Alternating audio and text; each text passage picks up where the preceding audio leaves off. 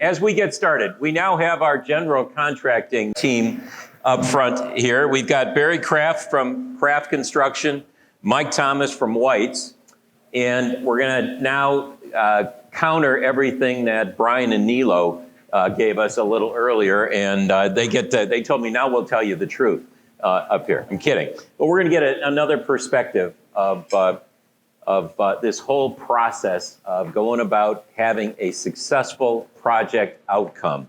So Barry, I'm gonna start with you, and I think from a broad perspective, perhaps you could give us an overview of what you're seeing in this local market down here, from where you think projects are going right now, what you're seeing in general, what the and it's, again, somewhat broad, and we'll start to get a little more narrower focused here in a minute, but sub availability, all those different things that you have to think about. Give us a broad overview, if you would. I believe it's a very evolving market where we're seeing a lot of changes. As was stated, a lot of influx from people from other areas that are moving here and bringing different ideas and different perspectives to what they want to see in South Florida. And we're in a changing market where has slowed a little bit. There's still a lot of activity in different markets, and I work in a lot of different markets besides the club market. So and availability of subcontractors, labor forces, materials have seemed to have leveled off, but the demand and supply chains are still issues. It's still one of the biggest challenges. It doesn't appear that you see the escalations in materials that you were seeing in concrete and steel and aluminum that are still escalating at the rate they were, but the availability of them are still an issue. So almost every project we're doing that there was a traditional bidding and award process to a general contractor, and numbers kind of stayed flat through the construction phase, and the availability of products is just not there. Almost every job we're doing, there's an early award process where we're awarding materials, vendors, subcontractors before we ever start the construction phase, sometimes 6 to 7 months before we launch, just so we have switchgear, mechanical equipment, windows, doors that are available. And then sometimes they show up early and you got to find a place to store them.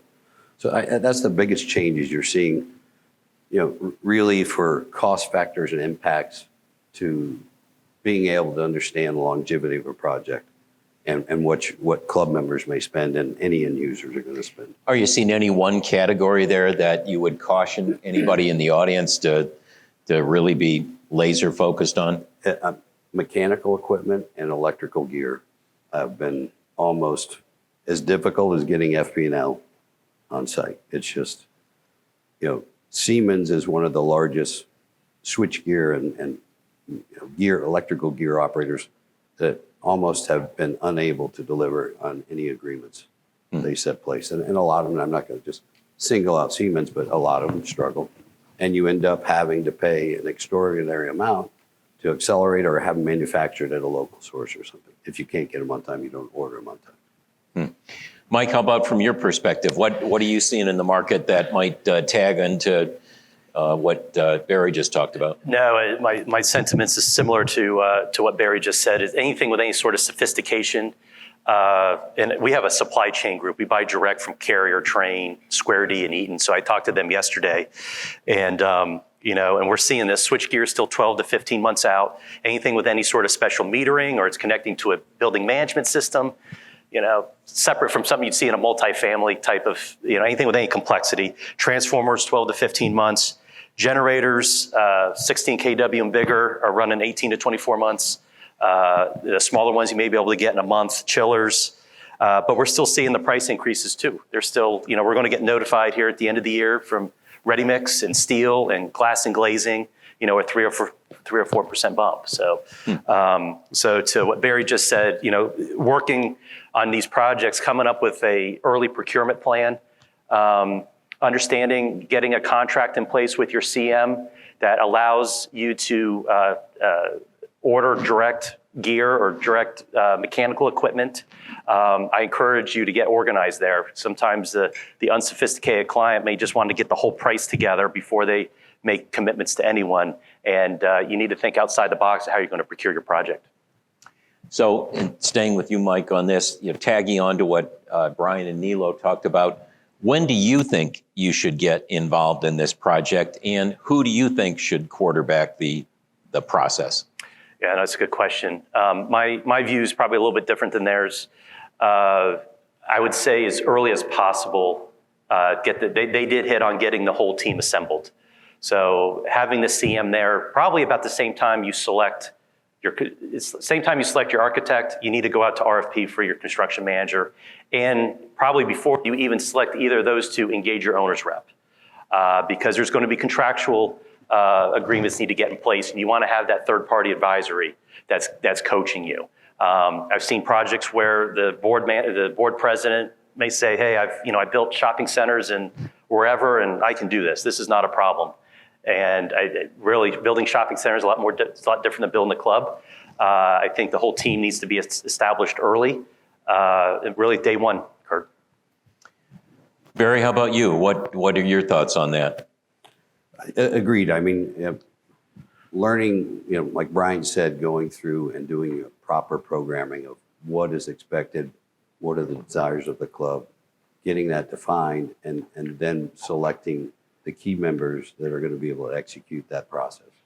And soon after a club decides they want a project, what the parameters are and what they are wanting to achieve, that's when you select a team immediately and like Mike said, put out RFQs and RFPs to select those team members and find out what are the key team members that you want on board early.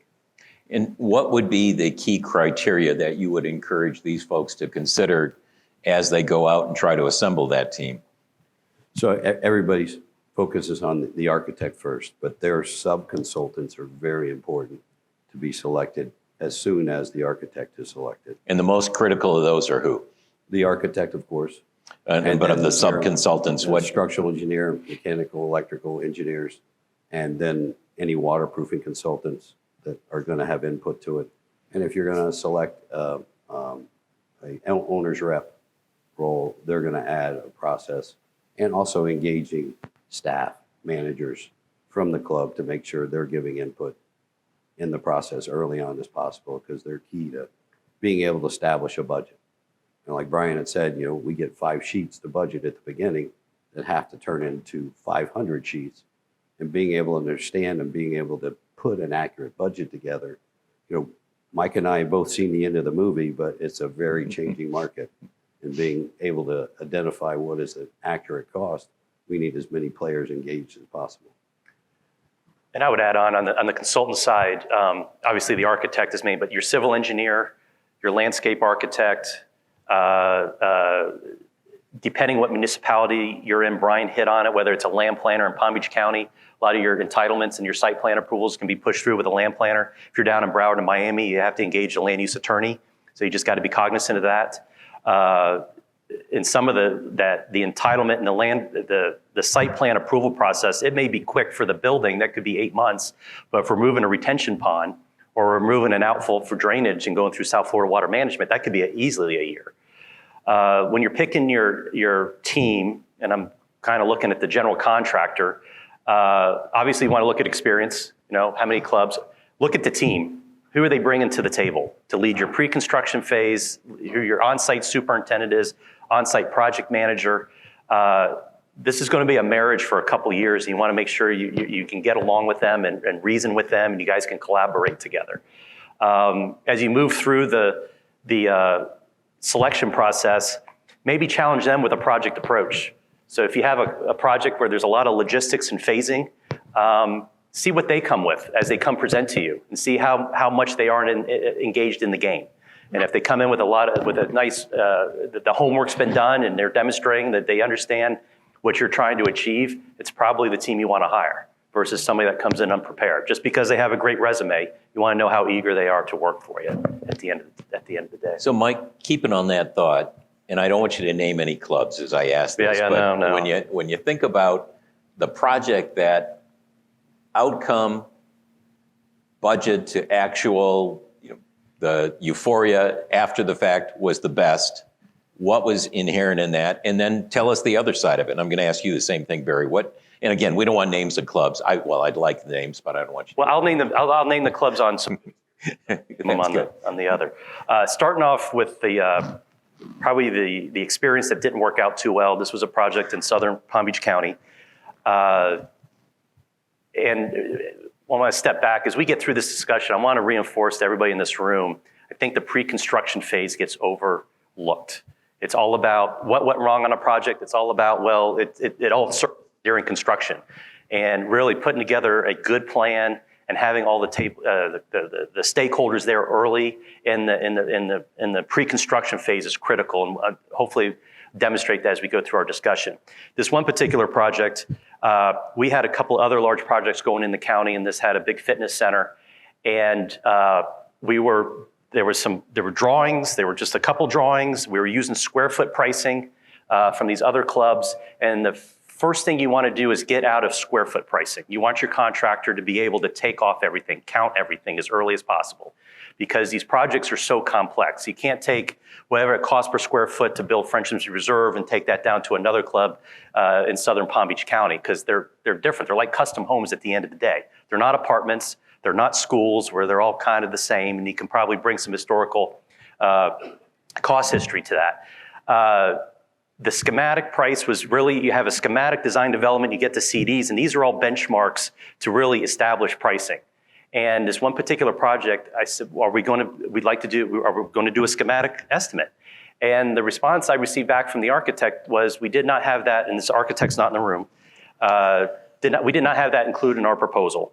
And the GM at the time said, yeah, I don't want to spend that kind of money. Just move forward to design development. So this would probably, I don't know, back then, this would probably been a $40,000 or $50,000 premium or cost to the club. And it would have been invaluable to the club to get some sort of baseline early in the process. So fast forward, they moved to design development, and the interior designer went rogue, and the architect went rogue, and the budget blew up. And next thing you know, for the next 2 months, it's a distraction. You're not working on the planning of the club or the phasing. We're all focused on cost, getting the project back in budget. That's a and why did you get all your pricing wrong? Yeah. Oh, yeah. Yep. We got blamed for everything, but that's another story. And then some other projects are, the rule we have in our office is, do not start a project the same year you vote on it. There's not enough time. The architects don't have enough time to design. There's not enough time to permit. So if you're going to go to vote in January or February, start a year and a half from then. Mother's Day of the following year. That's when the shovel's in the ground. That's typically a year and a half to get planned. Some successes, I'd say, and I'll name some clubs. IBIS, we were fortunate enough to do all the last 10 years, 15 years worth of work out there. They advanced, before they went to vote, the drawings were advanced to design development. So they invested into the architect to advance to some sort of detail. I don't know how you want to reach out to Steve Logodice, who's the GM out there, how he navigated that with his board, but he wanted some cost certainty as he went into vote, not working off a square foot type of estimate that commonly is used. I'd say another one, the last phase we did at Loxahatchee Club, we're expanding, we were putting foundations in next to the existing building, relocating an elevator shaft. There were all sorts of temp facilities that were being installed. Day one, we had the team assembled. These were critical items for success for that project, and that whole team understood it from day one. And we were held accountable to make sure we had the plan worked out for all these different. There was AC equipment that had to remain, that had some service life left. There was a handful of half a dozen items that we're really focused on. And when we went into construction, the plan was there, it was figured out. Very same thing. How about for you? What are the biggest lessons learned positively and challenges? What Mike says, that the pre-con and planning process is typically overlooked, and it's a tough job for club managers to navigate through with their members and give them a complete picture on day one when they try to get a project launched, and their members to understand what the full cost and effort's going to be to do that. And a lot of times it just gets shortchanged to accelerate a processing and get a project to market or launched where if you would have taken the time and waited a year and done some pre-planning, because it's just not feasible, like what you're seeing with permit times, ordering of equipment that we just talked about, and being able to plan the job properly, and doing, putting these very large contingencies out there is, not something that any board or membership wants to vote on. So putting a percentage of your project, if the club is certain that a project is going to go forward, it's a need, the program is worked out, everybody's for it, spend a little upfront money, pay for the pre-con process to happen, and you're going to do yourself a favor in the long run to understand what the full picture is, because everybody has made an analysis and understands where's the project going and what the potential cost is going to be. So one of the things that we talked about at break was the suggestion of a 20% contingency. Have you ever had the benefit of a 20% contingency? I would say no. No, I don't know. I'd like to be on that project. So what do you have experience? What is the most common, if there is a common percentage of contingency that you work with and that gets used? Barry? In the early stages, we start with a higher contingency, especially when just based on where the documents are that we are initially given. If it's a very early schematic stage drawings, our contingency is higher. And typically it's in a 5 to 10% range, which is high. And as you start to define the design and it gets closer to an 80% CDs and close to a permit set, you can lower that contingency because you've defined a lot of the unknowns, and bringing the right team members into the process. So it helps give you a better picture as where you stand. Good. Mike? I'd say there's two buckets of contingency. You have an owner's contingency that the owner has for the entire program, and that's used for maybe unknowns with the city that come up. There could be there's some minor changes. I hate to talk about changes, but maybe there's some minor changes that come up. There's a project contingency for the overall program. Then the contractor carries a contingency, and that's for really items that are definitely not grounds for change orders, not added scope, but there's some coordination that is not fully developed in the drawings, and that's what that contractor's contingency is there for. And I would, kind of the same sentiment that Barry has. We start around 8 to 10% at a schematic on the construction side, and then we're probably at GMP down to 3%. If we're on a housing project that's probably not quite as complicated as a club, we probably get down to 2 to 2.5. I'd say 3 is a normal range of contingency, and it's all dependent on the condition of the drawings, how many allowances. Hopefully there's minimal allowances, the drawings are developed, and then that 3% should work throughout the life of the project. And Mike, on that thought process, take us through the various types of contractual agreements. Brian mentioned GMP. What are the various types of agreements? And Barry, I'm going to want you to tag in on this too. But what are the pros and cons of each, and articulate what each of them does for you and your ability to be successful? A traditional lump sum agreement would be something that's not as used as much anymore, but that's the hard bid mentality, hard bid a project. So you're awarding the project based on low cost, essentially. And then really that low cost is really dependent on how developed the drawings are. So if the drawings aren't as developed, the contractor is really just obligated to provide what's on those drawings. You see that more commonly used in probably simpler type products, maybe a retail center or something that's just a lot more simpler to build than a club that doesn't have quite the moving parts. A hard bid is the bare minimum. That's why I tell it, we're providing, the contractor is, he or she is obligated to provide the bare minimum. Most of the common delivery on a clubhouse or a complex project is a price with a guaranteed maximum price, a GMP. And that is an open book type of arrangement that the contractor has with the owner. Everything is open book. Everything is very transparent. There's typically pre-construction phase is incorporated in that agreement. So the contractor will be paid for the pre-construction phase, usually a very small amount. As you move into the procurement, there's language in there. Typically, the owner has the right to review all the subcontractors, all the bid tickets. Like once we level out all the, for example, the electrical price, the contractor should be able to put together a leveling document that shows all the bidders and making sure the scope's complete. Those leveling documents are shared with the owner. A lot of times your owner's rep will help facilitate this on behalf of the club to where maybe the lowest bidder is not being carried. Maybe it's the lowest qualified bidder is being carried, as we like to say, has the complete scope. And one thing that, and there's forms of agreement that are developed by the American Institute of Architects, for those of you that are familiar, AIA draft of agreements, which are very commonly used. And then you have consensus documents that have been developed by the contractor, ABC, Associated General Contractors, Design Build Institute. And I'll leave you with this along with the transparency of developing a guarantee maximum price. And two things. The guarantee maximum price is if there's savings underneath the job, the owner and the contractor both share in that, and you can negotiate what that percentage is. But the contractor is also guaranteeing you're not going to exceed a certain amount based on the scope of work that's defined. With what Barry hit on with all the early procurement that's required in the marketplace, an AIA 133, which is the common form of agreement used for a GMP, I would encourage the team, once you've selected your contractor, get that agreement negotiated. It's a $0 agreement. You can terminate for convenience at every time. You're not obligated to anybody, but you can get all the indemnity and the insurance and all that stuff that lawyers like to get involved with and put the contract in the drawer.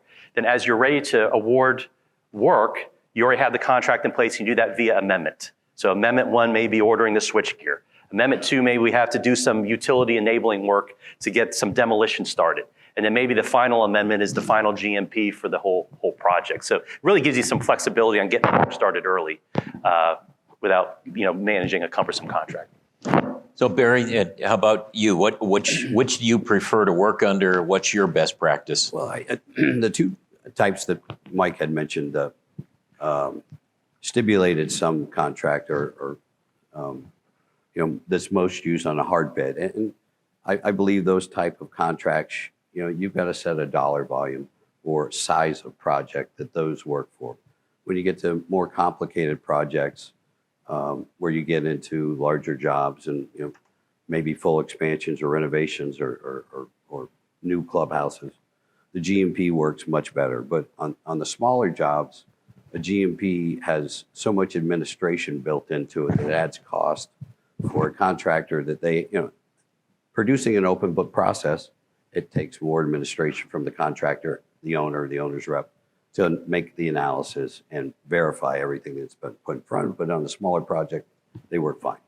And I agree with Mike 100%, the open book process and being able to, it does two things for the owner and the contractor. The contractor has, I'm making a fixed fee, and that's what we've agreed to, and that's what I'm happy with. And then you either develop a shared savings through the end of it that goes into contingency, and at the end of the project, you split it. And it gives the contractor the incentive to want to save money through the process. And it gives it an accounting check and balance that for your club wants to know, where did the money go? And so the contractor is required to justify where most of how it's spent, and then you decide if you want to make your general conditions or general requirements lump sum or they're open for audit. And that adds a lot of administration to the process as well. But I think that's a much better delivery system. And then design build is always an option that, depending on the size of a project and the horsepower behind a club, design build may be a way for, a club to go if they have a great relationship with the team, because you've got to be very secure with who you're hiring as a design builder and have faith and trust in what they're turning over. Are you doing many of those? It's been quite a while. I mean, GMAX is the most common form of general delivery method that we use. We do a lot of design build, but not the club space. Yeah. These are too unique, too custom. To, they don't want to give up think any so, sort of yeah. design, responsibility. So Barry, working with clubs, what gives you your greatest heartburn, and how can we get out in front of that with advice to this group? Where do you have the hiccups most commonly, if there is a common element? most of the issues and problems that happen throughout the life of a project happen in the beginning. It happens how you set the project up and budgets you put in place, that if they're too large, then the club has to justify why we put so much money away for this club, for this project. Has that ever happened? It has. No. Guys get challenged and put it on the carpet. Why do we allocate so much money? The members are not happy about it. And then the other side of it, if it's too little, then everybody's in an adversarial role trying to achieve a budget that was not achievable. And that starts most of your problems through the life cycle of a construction project. And it's going to happen. There's a lot of complexity. There's a lot going on. There's a lot of team members, and making sure everybody is on the same page. And you're going to have difference of opinion on how they should be executed and how it should go forward. But at the end of the project, you forget about the arguments you had to the end of it. And what you deliver is what the club managers or what the club expected. Then it kind of gets forgotten. How about you, Mike? What gives you your greatest amount of heartburn in working with clubs, and how do we? I would have to say, a lot of times justifying means and methods on how we do things and why we're doing it. If you are dealing with a club that doesn't have a lot of experience in what we do and how we put it together. Got it. Mike, same question. Yeah, I think there's always a perception that the contract, we're just the commodity, we're just pricing. You know, it's you know, sometimes the trust is not always there with the construction company, and sometimes that's set, and that tone is set from really the leadership of the club. The leadership, if the general manager or the COO is experienced in developing projects, he understands that everybody has, it's a collaborative process, it's a partnership. If you have a GM that's not as experienced, they're used to, you know, renovating their kitchen and getting 3 bids and going with the lowest one, and you know, that approach could be applied to a you know, a $30 or $40 million construction project. You know, that's probably from the dealing with the club. As you get into club projects, the turn I have, and I see it just not in club space, I see it with other projects, is our design partners are busy, engineers are busy, a lot of people are busy right now. And the drawings should develop in some sort of linear fashion, right? We go from 0 detail to 100% detail. So what happens there is the contingency is way up here, and as there's more detail developing on the drawings, the cost and volatility, the volatility is coming down, contingencies are coming down, allowances are coming down. And they intersect right at the design development stage of the job, which is about 50%. And I've seen a lot of drawings, they come through, and the drawing development is just flat, it's flat, and all the detail comes in at the end, instead of just progressing like a normal project should. And that design development milestone is the most critical estimate that we can do for a client. It's usually we're bringing in subcontractor input. We're able to quantify everything on the project. We're starting to understand the specifications around the window systems and the mechanical systems. And typically for you as an owner, that is a go, no go for a project, to take that to your board, to move forward with the project. And if the drawings are flatline or not developing, and then all of a sudden the detail comes in at the end, then we have, you know, value engineering, and all of a sudden it's all hands on deck with the project. So really setting the expectation how the drawings are going to evolve is something our team pays close attention to as we're moving through pre-construction. So I think pretty commonly thematic from what we're hearing from architects and from you all now is that advanced planning, the 5 Ps or the 4, you know, proper planning prevents poor performance, or whatever else you want to add in there. I'd like to add to it that, you know, that a lot of times through the pre-con and upfront design process, there's a lot of focus from everybody to achieve a budget, get to a contract where they need to be, and then it seems like it's going to be an autopilot that construction is going to happen, we're going to deliver the project. It's very important that the same decision makers that started the front end finish the project and stay engaged through it. And we live up to the agreements we made from the beginning, and that a GM is kind of walks away, that job's going, I don't need to be engaged. Those same decisions need to happen all the way through the process, and understanding what's going on and being able to say, we want to do this or we don't, or how we get through complicated issues, and keeping the staff involved. And like Brian said, like a lot of the staff members have a full-time job, but making sure the end user has input all the way through the process. And that, because that will delay the process, or at the end of the project, you're turning over a product that they didn't think they were going to get because somebody else was making decisions for them.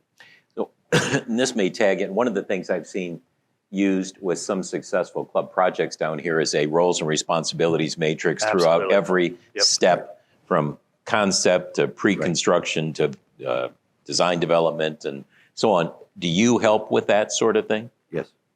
So, and describe what you would normally put together, if you would. Mike, let's start with you. So go ahead, Barry. No. So we will, couple hit that from two. And what I tell our teams is, we need to lead. We need to lead up. We need to be the leaders of the project. We've built, God, how many clubs have we built? We know how to deliver them. We know what we need from our design partners. We know what we need from the owner. Lead up. And leadership is such a big piece of all this. What we'll do is we'll take ownership of the whole schedule, the pre-construction all the way through construction. And we'll bring them into our office. We'll have a big room type of setting. And our, civil engineers are great. I need 8 months to get the permit, and that's it. Well, you don't want to put 8 months on the schedule. You want to break that down. All right, how long at South Florida Water Management? How long at the City of Palm Beach Gardens? How long? And start breaking down the roadmap. Same with our design partners. How are we going to roll out the drawings? Schematic, design development, 50% CDs. And I try to get onto those schedules. What decisions do we need from our client? Big ones, interior finish selections. Get those meetings. Getting the kitchen developed. Brian hit on all this. Low voltage systems. These are always the pockets of the scope that are waiting. Getting that onto a schedule. I like our team to manage that. We update at our weekly meetings or our bi-monthly meetings or bi-weekly meetings. To go with the matrix, we have contractor furnished, contractor installed, owner furnished, owner installed matrix. And all of every item has an X. So whether the contractor's providing it, or the owner's providing it, and the contractor's installing it, or it's the low voltage system that's totally being installed and procured by the club, we do that day one to set the expectation of where the responsibility is. And at the end of the day, good pre-con comes to accountability too, and that helps facilitate it. And Barry, following up on that, is there something in that process that gives you heartburn because the owner wants to procure and install, but it never coordinates? Is anything like that we could learn from? Part of your roadmap to success is laying out the roles of everybody at the table. And if halfway through the process, the owner says, "Oh, I'm not going to do the low voltage system that they agreed to do," then you've got to change gears. And then it's not just about cost; it's about the coordination process and who's handling it and who the team member is that's going to pick that up. Right. So identifying it and agreeing to who's going to handle what from each team member is critical, and staying with it through the life of the project. I'm curious and you used the term, Mike, but Barry, I'm going to start with you. In this value engineer phase, which, as Brian noted, what does that mean? But and I've got something in my head that I seem to always see happen. But is there a common mistake post completion that you have seen as part of this value engineering piece that you would again remind everyone of the importance of whatever that is? Well, a value engineering process always changes the product that you're delivering. If that's going to have, typically, most designers want to keep value engineering back of house, where it doesn't affect the final product that a club manager or the members see. And value engineering is not always just a cost saving. It may be a better way to produce something and maybe through the life cycle of the project, it's better for the club and how they maintain it and manage it. The light fixture or the chandelier, for instance, you may pay another, percentage to have that cleaned, but it's engineering through the process that you decide we need to do this and clubs, want to do that, but do they want to spend the money for it? And then how do we get to a point where it's beneficial for both parties? So any one area that you've had consistent experience that I wish we wouldn't have done that?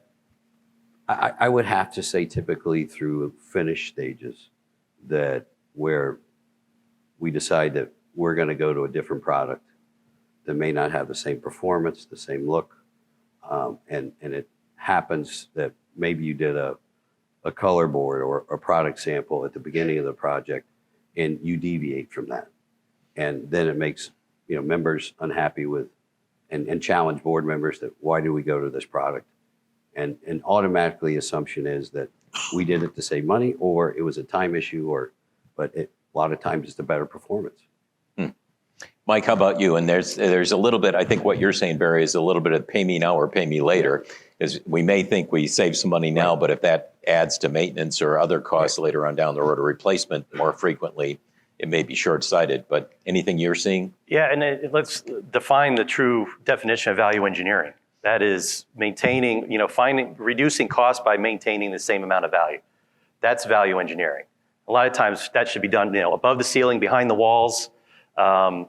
This carpet is ex-minister carpet that's in here. This may be sacred. We shouldn't be value engineering this carpet. The front door, should we go in with a nice wood door that's got, $5,000 pulls? That's the whole, entrance to the club.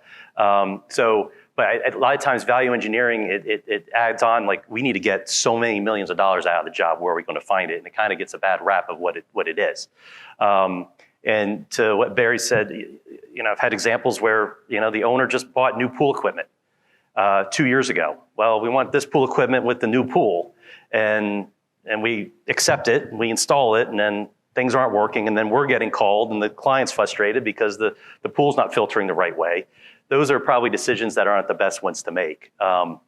So you really have to be, understand what the hot buttons are of the club, where we can reduce cost. Do we go with metal duct? Do we go with, fiberglass duct? That's always a big discussion. You're going to get 30 years out of your metal duct, but in 15 years, you may have to change out the fiberglass duct. So those are the conversations that the contractor should come prepared with answers to you. And I guess in my experience, I always see, well, we're going to cut out those back of the house spaces that may not affect perceptually the member's experience, but now I got to take these chairs that don't stack and there's no place to put them because we cut out the storage room, or we didn't think about what do we do when we reset this room 13 times and where do we move those chairs? Eric, you're nodding your head. You probably have experienced that, right? We all have at some point in time. So yeah, Mike, start with you. On the construction process in general, what do you think is best practice on, I'm going to fire these at both of you, best practice on a number of different areas. Good team communication. When does that start? Who does it involve? How can you make that successful? Yeah, so getting the team there day one, we hit on that. Sometimes on projects, there's a tendency for everybody to go back to their silos in between drawing milestones, from schematic to design development to CD. The design team's in their silo, the contractor's in their silo, and there isn't very effective communication. That's the first failure. You gotta be collaborative, you gotta be communicating on a regular basis. And usually that's driven by weekly meetings or every other week connecting. And being organized with your meetings, and I really challenge our teams to be the leaders, our project managers on leading those meetings. Some of the, in between those milestones where you can be really effective is as you're having conversations. I'm using the front door example. Right now there's a metal door, aluminum door system design, and I was down at this club and I really want the wood door with the expensive pulls. What we'd like to do is we have our value engineering log, we call it a bulldog list. And as those items come up in discussion and our team members are hearing them, let's put some order of magnitude pricing on what the new set of doors are going to cost with the expensive pulls and get it onto the budget. So if we're in between schematic and DD, the baseline is wherever our schematic budget is. And as we're having these conversations about, I'd like to have the expensive doors, let's plug in an extra $50,000. So, or, let's really consider, changing the ductwork from, metal to fiberglass. There's going to be a nice deduct. And all that is done in real time in between the design milestones. We're not waiting for the architect to go design and they come back with a set of drawings and we haven't been looking at it. Brian hit on page flips. Those are critical. Get everybody into the room. It may take all day to do, 2 days to do an effective page flip because you want to bring in the MEP engineers, you want to bring in civil, and you want to spend a couple hours on each package. So the contractor, if there's scope not fully designed yet in that package, at least it's being communicated to the contractor. We need to earmark money for these items. And you can effectively do that through a page flip. So I think, the communication, through page flips, through the bulldog lists, as we like to do, discuss, those are all, and then managing that schedule and keeping an eye on it every week or every other week, and having, the civil engineers are usually managing the permits through South Florida Water Management. They need to come prepared with an update. Just don't have them working in their silo. Oh, I'll call them and I'll get back to the team. Have them on the conference call or on the Zoom or in the room to report out on what's happening there. So, or the interior design, maybe they're running into a problem. We can't get the interior design committee together. Mrs. Smith has got to hang up on the marble at the front entry. We really rather need to run this to ground so we can complete the interior finish schedules. It's getting all that onto the table and be able to effectively manage it. So Barry, thinking again, best practice on this and taking that sort of thought and quality, Brian and Nilo talked about good, better, best options. What's your role in helping to provide that? And frankly, on an interior perspective, I love this light colored carpet, but reality is I'm going to have to clean it more often and so on. What's your role in helping the whole decision-making process there? Allowing team members to work to their strengths and what they bring to the table. If you're asking me to select interior finishes, I'm not going to be the best person to do that for you. Let the interior designer do their job and select a product. And you're not going to ask interior designers, where are we going to locate MEP components? Let them put the design force, feed it back to the architect, and let them feed it through their process. And so if you get each team member, and they're a vital part of putting it together, you select the right team members and how we're going to achieve our common goals, it's got to become a partnership. Everybody comes to the table at a competitive nature, trying to be part of a project. And sooner or later, that competitive nature needs to turn into, we're all in this to achieve a common goal, and we're going to be partners in how we finish and complete it. And as Brian said, and Neil both said, that if the team's not in sync with one another, then you're going to have problems, and you need to make decisions on how we're going to be in sync and communicate well with one another.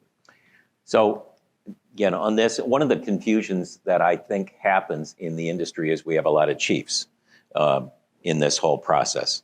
So in thinking about owner's rep, thinking about a member representative, thinking about the club's GM, thinking about the construction manager, Barry, how does that work best, and how do you define each of those key roles so that we get the best outcome? And the best outcome, and that people have the right point of view. I've worked with a lot of great owners reps that focus on what is the goal and how we're going to achieve it, and not just justifying their role. Everybody has to have the same mindset, and trying to do it just for your own benefit and self-preservation and making you look like a hero is not beneficial to any team. If you've got an owner's rep that just wants to show the club how much money they've saved, you really it's got to be a desire to achieve a product, not just to achieve a pat on the back, so to speak. And I don't know if I answered your question, but I think that's a key to the project. Well, how does that owner's rep role differ? Isn't that the same goal you want? Absolutely. And I would sentiment what Mike said, that the general contractor, once it gets to the construction phase, has to be the driver. We're in charge of the schedule. We're responsible for deliverables. We're responsible for quality. So we have to dictate timelines and when we need products, when we need decisions. The architect should be the quarterback up through the design and pre-con stage. But once it switches over to that, then we have to be able to take the lead and define what's required through the process. Good. And if an owner's rep supports that and helps facilitate it, and that's what they're there for, to facilitate the role. Yeah, when projects get approved, there's an end date, right? We're committing to when we're going to have this for Thanksgiving of 2027. So everything backs up. So there's an accountability element that needs to be driven throughout the entire team, not only on design, but on construction all the way through. An owner's rep can help foster that accountability. Hopefully there's enough leadership between the design team and the construction team to also everybody's collaborating together. I've seen projects where there's a construction committee of 7 or 9 that come to every OAC meeting, and that is just a recipe for disaster. It does not work. Try to keep your committees down to a small group. I mean, 3 is great. I'm not sure if you can go 3 or 1. I had a owner once who said, Kurt, you can have as many people on the committee as you want. It's got to be an odd number, and frankly, anything more than 1 is too many. That's so. We can't all do that, but I think if you have a strong enough GM that's experienced, there's probably some board governance that dictates how you need to have a committee. And I serve on a non-for-profit, and we're building a building down Lake Worth for the Ed Foundation in Palm Beach County, and so I'm wearing a different hat. And a lot of the practices that I've seen and experienced on a board managed club, I'm bringing to that project. Is how to communicate with the team and how to at a high level, bring the whole group together once a month to talk high level budget, high level schedule, critical issues, where we're at with contingency. I don't have the time to be sitting in the OAC meeting every week, but I think a lot of the board, a lot of the committee members on the club, they like sitting in a OAC meeting because you want your finger on the heartbeat of the project too, so you really sense that there. But keep the committees as small as they can. So, Mike, one of the things I've seen down here in South Florida, and back when I was managing, Loxahatchee and others down here, we would typically, I think it's changed a little bit, but we typically want to start to get the project started in April or right about, right after Easter, when if we were going to have a migration back north, that started. And I think what I learned from that process is if you don't have all your ducks in order, we think day one, in my mind is we're running and gunning. For others, that's when we start to bring stuff in on May 1st. What's the pre-plan best case scenario? And I know projects are all different scopes, so it's hard to be anything but general on this. But what's that pre-plan effort look like? What should we be prepared to do? What's been your experience on getting these projects done within some reasonable period of time? Yeah, if it's a small renovation, you could probably get that done over a summer. Vote on it. Maybe you don't need the vote. Get it in for permit. Building permits are 4 to 5 months. You can't put a shovel in the ground until you have a building permit, right? And then on your larger projects, they're predicated by site plan approvals and design and master planning. So you just have to back up into that. I would say if it's a small project, but it requires a lot of planning in the off season. So we've been working at the Beach Club for the last 7 phases, and we've been hitting, and those projects are planned during the winter time. So where we're at, we've been out at the Breakers for 35 years, the resort over in Palm Beach, and those projects have gotten bigger. And right now we're getting ready to do a $22 million main kitchen renovation. The planning for that project started 1.5 years ago. Doing a lot of scanning and because that's the critical heartbeat of the resort is their main kitchen. So I think if it's anything bigger, and I can't put a dollar value to it, but if you're doing some soft renovations, you can probably get that done. If you vote on in the winter, and as long as you're ahead of your procurement, probably get the work in place by Thanksgiving. But anything bigger than that, you want to really kick to the next season because the projects need to be finished by Thanksgiving typically, right? You want to burn in the kitchen. You want your facilities people to understand how the air conditioning system's going to work. The example of having opening up with a New Year's party, I'd be scared of that because I know I'd be getting a phone call when stuff's not working, or our team would be. So not sure if that answered your question, but yeah. Well, and I'm going to ask Barry a similar, but as a follow-up, you said burn-in period, making sure everything works the way it was.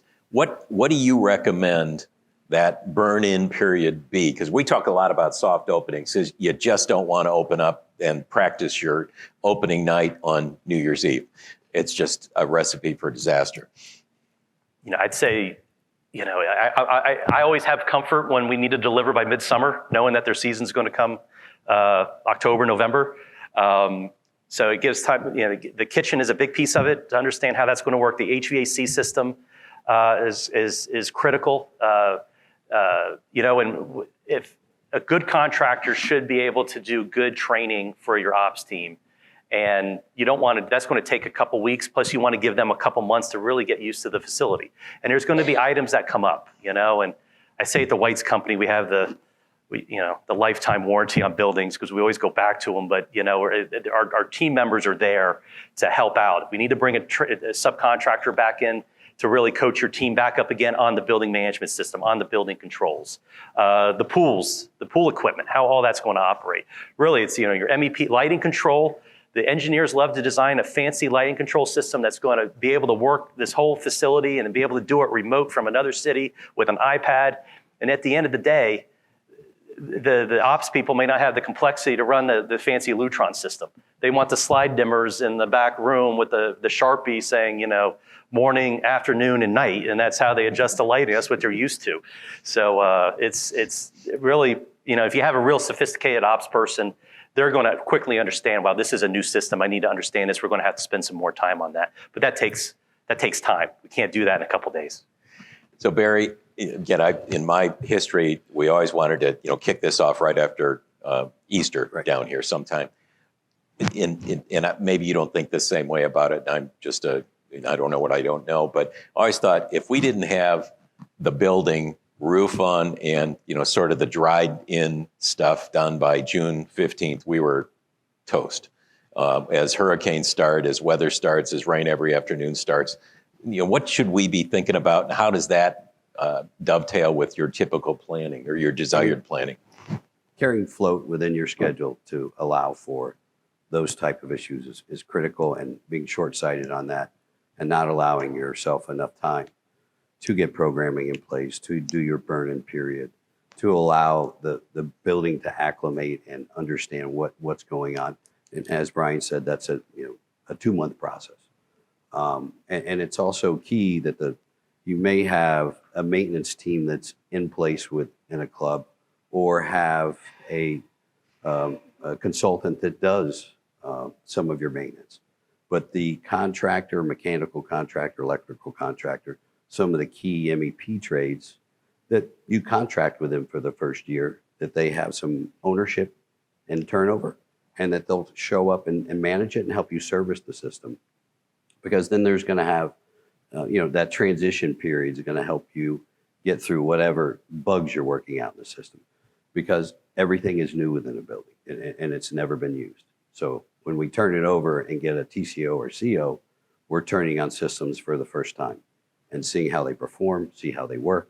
There may be issues. Like, you get a new car, you may have problems with a new car, and you've got to work through it. Sometimes you got to take it back to the dealer. So we go through the same process, and new means never been used. So when we're turning over a new building, we've got to work through those bugs and understand what's working and what's not. Got it. So Barry, staying with you, if, I'm just using this arbitrarily, but if May 1st is our date of kickoff, what's on site typically? And again, I know it's a broad question, but does that mean May 1st we start building temporary facilities, we start bringing stuff on site, or and we start unloading what's in the clubhouse and storing it away? What's typical and best practice? So it depends on how you set the structured an agreement with your contractor and other team members and that are going to build the temporary facilities. If we're a start date of May 1st, that's not the day you start relocation and start your temporary facilities. That's going to be a 2-month process before it, because it doesn't happen. And it's sometimes tough to do, to shut down one facility while you're closing out the year and a lot of members are still available. You may want to push your construction beyond the date that you initially thought you were going to start. Make sure you have those facilities in place. And the same thing, a temporary facility takes a while to get worked out, and making sure that it's functioning, that you're doing a temporary pro shop. Once you set up the trailers, get all the systems in place, you got to give it a week to work through its issues. So that would need to happen long before you're wanting to. Then you got to evacuate a building and get the components out of it that you're going to save or relocate, if it's a renovation or if it's just an expansion where there's still a prep that you have to do. I would allow 6 months to 2 months, that you're pre-planning the start of a construction project. Got it. Mike, from that perspective and just best practices in temporary facilities and such. Temp facilities, it's just that you just don't roll a trailer out, plug it in anymore. The municipalities have become very savvy because sometimes there's clubs that may keep those temp facilities there for years, and the cities are becoming very wise to that. So there's ADA requirements, there's infrastructure. I'll go back to the Mirasol and Loxahatchee Club. Loxahatchee was more recent, had a very robust temp facility program. And the architect at the time was very busy getting the drawings done. So I recommended to Chip, who's the GM, Chip Mish, let's hire a small Jupiter local architect. All we need to do is some site plan. Let's get the local civil engineer to work with the trailer company or work with the temp kitchen. And you had to treat it like a separate project. My advice is don't let that burden the core team. Keep that separate. It needs to be managed separate. And we're hooking up sewer, we're hooking up power, we're hooking up water. It goes through the same permitting process as a building does.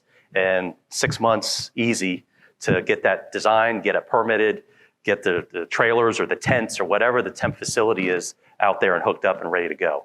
So it's something that you can't just do in the last 60 days before May 1st or whatever that start date is. And you might find that it's not a rental, it's an acquisition. Because if you have a longer project that's a year or more, what you may pay in rental, you could purchase the trailer for and then repurpose it for another use if the club needs it for whatever it may be. Because you're ended up buying it anyway through a rental process. And again, is that something that you all can help clubs look at these various options up front and make some reasoned? That's an area that we always price and have our finger on the pulse of trailer companies' availability. And trailers are no longer as, you used to be able to call a trailer company up and they'd be out there in 2 weeks. Now you have to pre-plan available trailers, temporary facilities.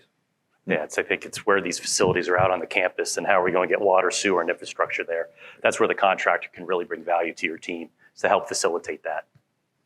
So I was just up in the Hilton Head Market, a club that just reimagined their entire clubhouse. They had every piece of kitchen equipment in storage 2 months before a shovel went in the ground on this, which I had never heard of before. Is there a best practice in any one of those key areas? Because you talked very earlier about switches and stuff like that. Is there a best practice in that regard? As long as you're not paying storage fees on it, it's a great idea to have at your fingertips, at disposal, because availability may change throughout the life cycle of a project. And if you have the ability in a location to store long lead items on a project, and you have accessibility to it, that your coordination process is a little bit easier. You're not just working off a submittal or a shop drawing. You have the product that you can go physically put your hands on. With switchgear or equipment, especially kitchen equipment. And that's always, seems to be a late delivery at times, and being able to coordinate and understand how it's going to come together. And a lot of times through the process, the kitchen equipment gets changed. Locations get changed where you've already roughed in for a piece of equipment. And if it's procured, you're on site, you have, accessibility to it, and it makes it an easier process to get to the end of the game. Yeah. Mike, kitchen equipment, as somebody had asked me a question about this, it's one of the big cost areas, I think, in a lot of projects is you just talked about a $22 million kitchen. That may be the most expensive kitchen I've ever heard of. A lot going into that one. Yeah. Is there a best practice there? Because there are kitchen designers who don't sell equipment, and then there are people who sell equipment who will help you design your kitchen. Is there a best practice there? I feel the best practice is to hire a third-party consultant that doesn't have any affiliation with any sort of furnishing of equipment or brands. I think you're going to get more. Now you're paying for that service, whether it's $100,000 or $150,000, it's another consultant where the DEI or Cheney Brothers, they'll come in and say, well, I'll do that for free. Well, are you really getting the value that you want? Because you're building a 20-year kitchen here. So I think you would want to invest into some third-party consultant that's going to be unbiased to laying out the design. Most of your sophisticated resorts or clubs that I've built, we've had a third-party designer that's laid out the equipment, maybe proposed multiple manufacturers on the various components, so we can price those as odd-add alternates. And I'd say a good example that we used was Michael File at the Jupiter Island Club. He's got a Four Seasons background and very into the food and beverage. He had a third-party consultant, and he was really into every detail. And then what you're able to do is then we can go out and hard bid the kitchen package. So we've got a set of construction documents for the kitchen. We have a set of specifications, and we can go out and get pricing. And we were doing a project for Disney. There's a community up there called Golden Oak that we built the summer house. And Disney's a very hands-on client, and they want to be involved with everything.